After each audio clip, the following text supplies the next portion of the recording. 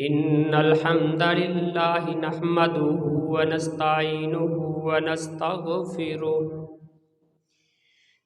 ونعوذ بالله من شرور أنفسنا ومن سيئات أعمالنا من يهده الله فلا مضل له ومن يضلله فلا هادي له أشهد أن لا إله إلا الله وحده لا شريك له وأشهد أن محمدًا عبده ورسوله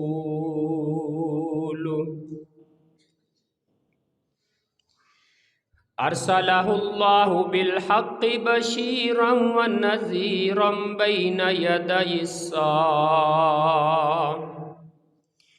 من يطع الله ورسوله فقد رشد واهتدى ومن يعص الله ورسوله فقد ضل وغوى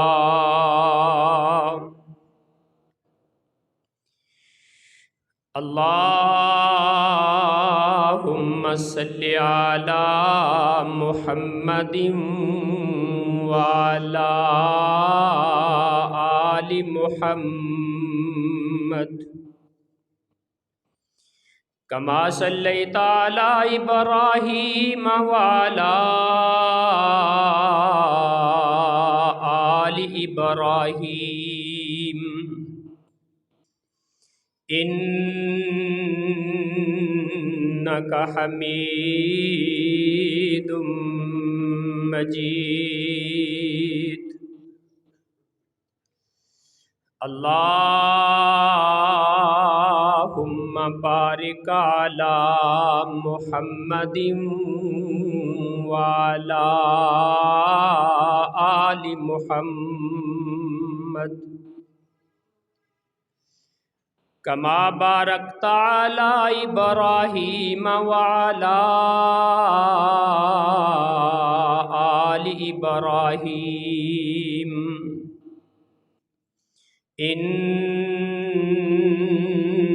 إنك حميد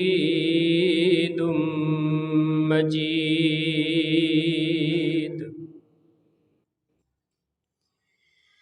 أما بعد فإن خير الكلام كتاب الله وخير الهدي هدي محمد صلى الله عليه وآله وسلم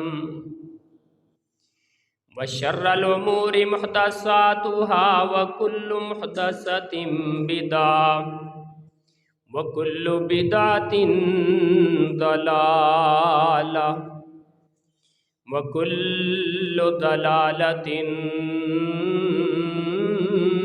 في النار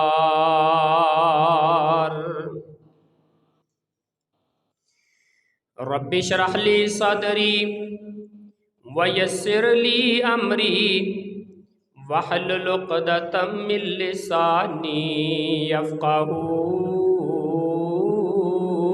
قولي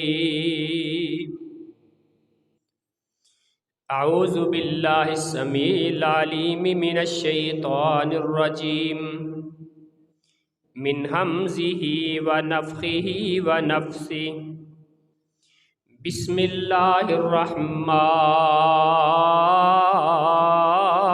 الرحيم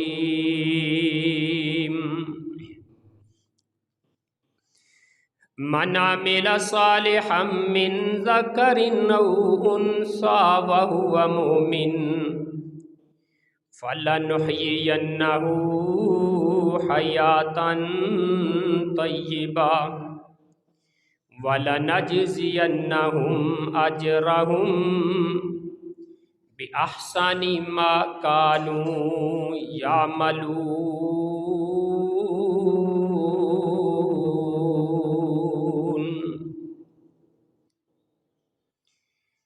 جو بھی کوئی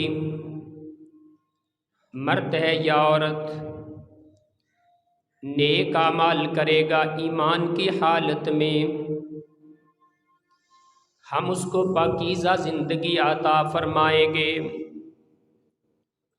اور اس کے اعمال کی نسبت اس کو خوبصورت اجر عطا فرمائیں گے۔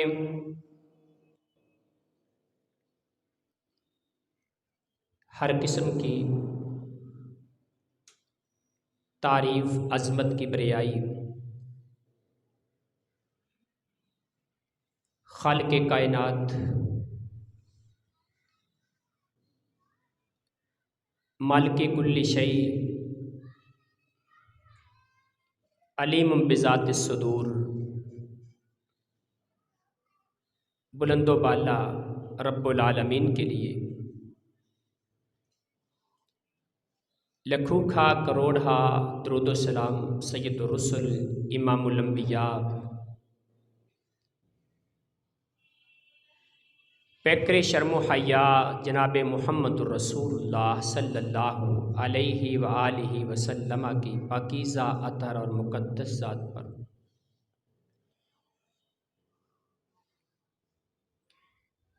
گزشتہ جمعۃ المبارک میں آپ اس کی آواز تھوڑی سی کم کر لیں گے، تھوڑی سی کم آواز کم کریں، آواز زیادہ ہے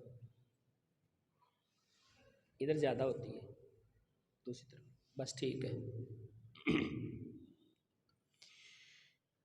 گزشتہ جمعہ تھوڑی سی اور کم کر دیں، بس ٹھیک ہے۔ سورہ نحل کی بیٹھ جائیں، آیت نمبر 97 اس کی تفسیر میں نے آپ کے سامنے رکھی تھی۔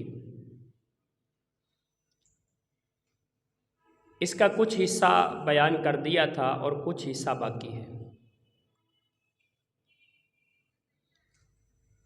اس مبارک آیت کے اندر کائنات کے خالق و مالک نے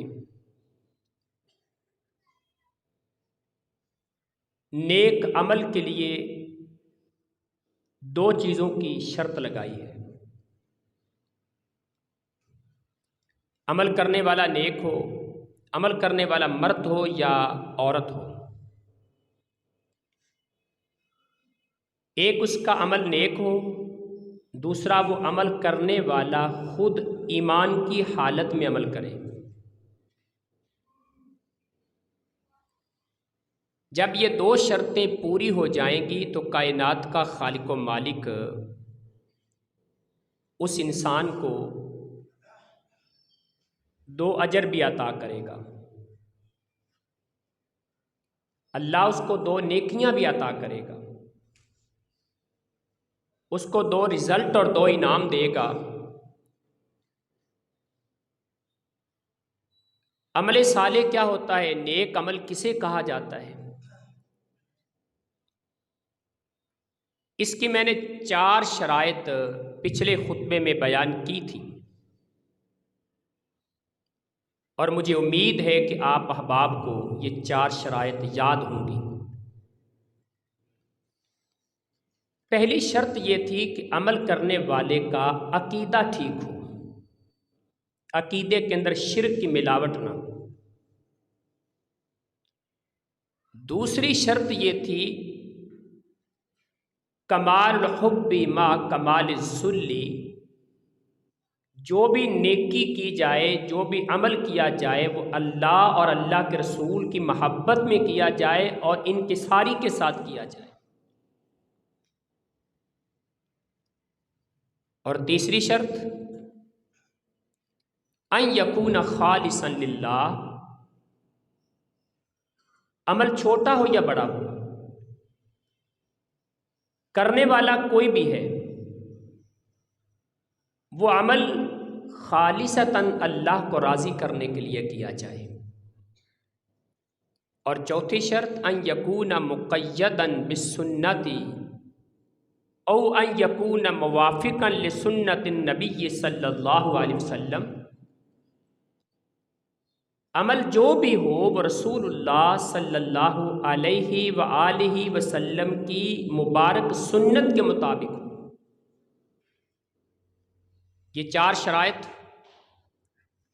اگر کسی عمل میں پائی جائیں تو وہ عمل صالح ہوتا ہے، وہ عمل نیک ہوتا ہے۔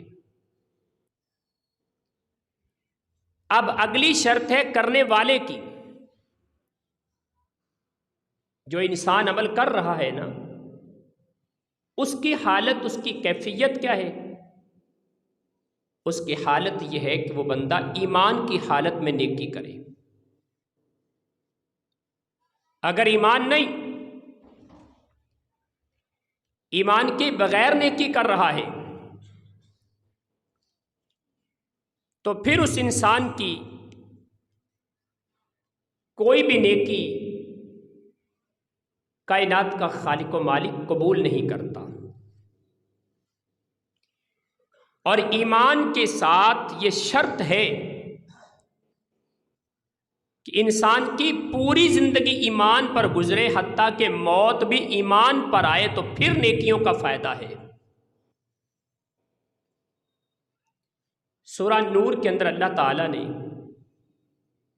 ان لوگوں کی ایک مثال بیان کی ہے جو نیکیاں تو کرتے ہیں لیکن ایمان کے بغیر کرتے ہیں، ایمان سے خالی ہے، ایمان ان کے پاس نہیں، کفر کی حالت میں ہے، نیکیاں کرتے ہیں۔ آج کل چونکہ لبرلزم کا دور ہے، لا دینیت پھیلتی جا رہی ہے، الحادیت پھیل رہی ہے، لوگ دین سے دور ہو رہے۔ ہمارا نوجوان طبقہ ایک سوال کرتا ہے اکثر ہی کہ یہ جتنے بڑے بڑے کافر ہیں، بڑی بڑی نیکیاں کرتے ہیں، جیسا کہ بل گیٹس نے اتنا مال خرچ کیا دنیا والوں کے لیے، بڑی بڑی این جی اوز اسلامی ملکوں کے اندر تعلیمی ادارے کھولے بیٹھی ہیں، فری میں تعلیم دے رہی ہیں، فری میں ہسپتال بنے ہوئے ہیں، تو کیا ان کی کوئی نیکی قبول نہیں ہوگی؟ اس سوال کا جواب 18ویں پارے میں سورہ نور کے اندر اللہ تعالیٰ نے خود دیا ہے۔ اللہ فرماتے ہیں اعوذ باللہ من الشیطان الرجیم والذین کفروا اعمالهم کسراب بقیعۃ یحسبہ الظمآن ماء حتی اذا جاءہ لم یجدہ شیئا ووجد اللہ عندہ فوفاہ حسابہ واللہ سریع الحساب۔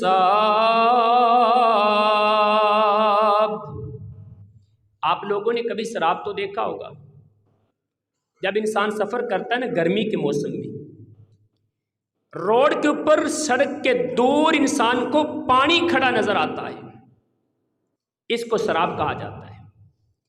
جب وہ انسان وہاں پہنچتا ہے لیکن وہاں پانی نہیں ہوتا، اگر یہ مثال آپ آج سے 1400 سال پہلے صحراؤں میں چلنے والے قافلوں کو دیکھیں تو پھر بڑی سمجھ آتی ہے۔ صحراؤں میں قافلے چلتے تھے، پانی کی قلت ہوتی تھی، انتظار ہوتا تھا آگے کوئی چشمہ آئے گا، کوئی تالاب آئے گا، کہیں سے اپنے اونٹوں کو پانی پلائیں گے، خود پانی پئیں گے، بڑے لمبے چوڑے صحرا ہوتے تھے۔ سفر کرتے کرتے جب دیکھتے دور کہیں پانی کا نام و نشان نظر آ رہا ہے تو صحرا کے اندر دور انہیں یوں پانی نظر آتا تھا جیسے آج ہمیں سڑک پہ کھڑا پانی نظر آتا ہے۔ لیکن جب وہاں پہنچتے تو وہاں تو پانی نہیں ہوتا تھا، پھر ان کی وہ پیاس والی شدت اور بڑھ جاتی۔ اللہ فرماتے ہیں ایک کافر بندہ، ایمان سے خالی انسان ساری زندگی نیکیاں کرتا ہے اور مسافر کی طرح وہ سمجھتا ہے کہ سامنے پانی کھڑا ہے، مجھے پانی ملے گا، یہ کافر نیکیاں کر کر کے یوں سمجھتا ہے کہ مجھے آگے ثواب ملے گا، لیکن جیسے مسافر کو وہاں پہ پانی نہیں ملتا، کچھ بھی نہیں ملتا، ایسے اس نیکیاں کرنے والے کو بھی آگے کچھ نہیں ملے گا، یہ بھی خالی ہاتھ ہی رہے گا۔ اور 13ویں پارے میں سورہ ابراہیم کے اندر اللہ تعالیٰ نے اس مثال کو اور بھی بڑے پیارے انداز میں بیان کر دیا۔ مثل الذین کفروا بربہم اعمالہم کرماد اشتدت بہ الریح فی یوم عاصف لا یقدرون مما کسبوا علی شیء ذالک هو الضلال البعید۔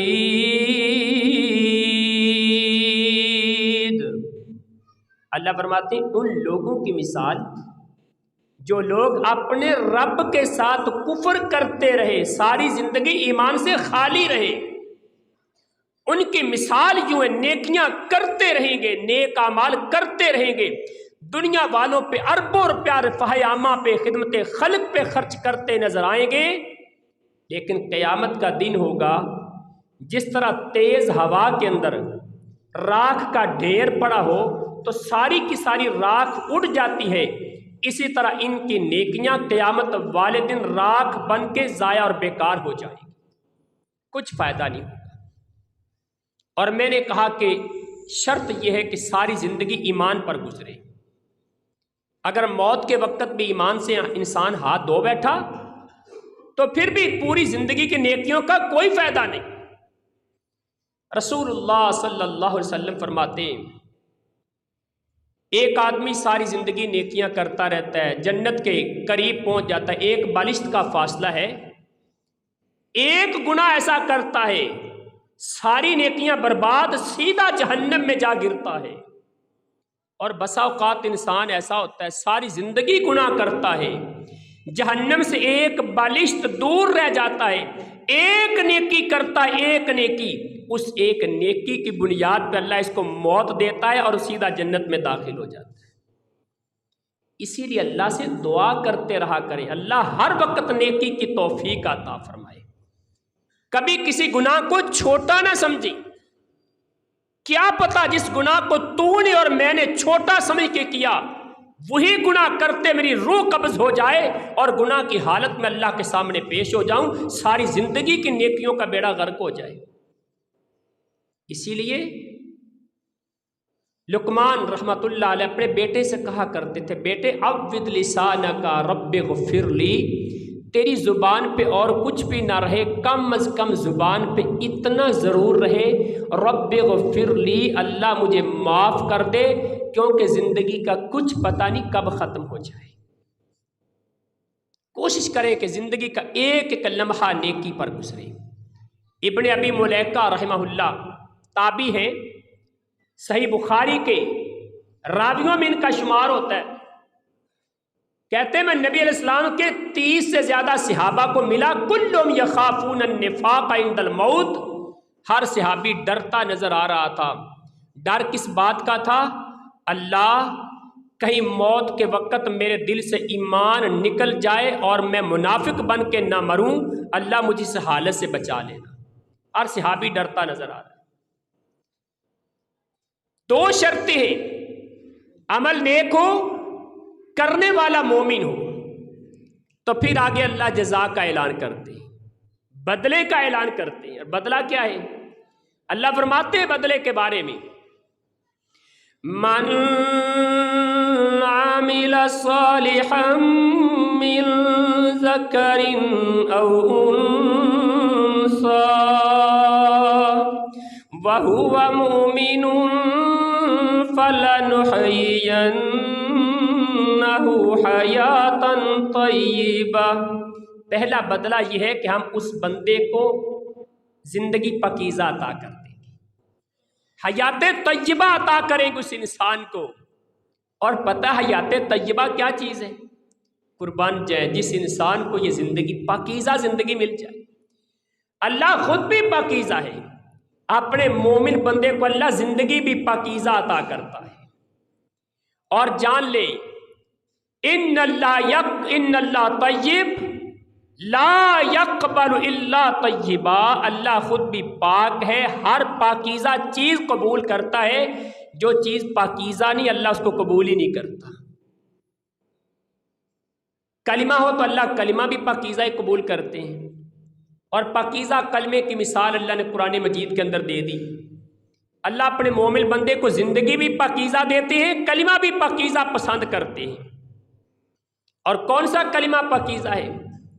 رب العالمین فرماتے ہیں أَلَمْ تَرَ كَيْفَ ضَرَبَ اللَّهُ مَثَلًا كَلِمَةً طَيِّبَةً أَصْلُهَا ثَابِتٌ وَفَرْعُهَا فِي السَّمَاءِ تُؤْتِي أُكُلَهَا كُلَّ حِينٍ بِإِذْنِ رَبِّهَا وَيَضْرِبُ اللَّهُ الْأَمْثَالَ لِلنَّاسِ لَعَلَّهُمْ يَتَذَكَّرُونَ۔ اللہ فرماتے میرے پیغمبر، کیا آپ نے ان لوگوں کو نہیں دیکھا، اس مثال کو نہیں سنا آپ نے؟ اللہ نے جو مثال پاکیزہ کلمے کی بیان کی ہے، وہ پاکیزہ کلمہ کون سا ہے؟ وہ پاکیزہ درخت کی طرح ہے۔ گویا کہ اللہ درخت بھی پاکیزہ پسند کرتے ہیں، کلمہ بھی پاکیزہ پسند کرتے ہیں، اور مومن کی زندگی بھی اللہ پاکیزہ پسند کرتے ہیں، جو مومن کو اللہ عطا کر دیتا ہے۔ یہ پاکیزہ کلمہ کون سا ہے؟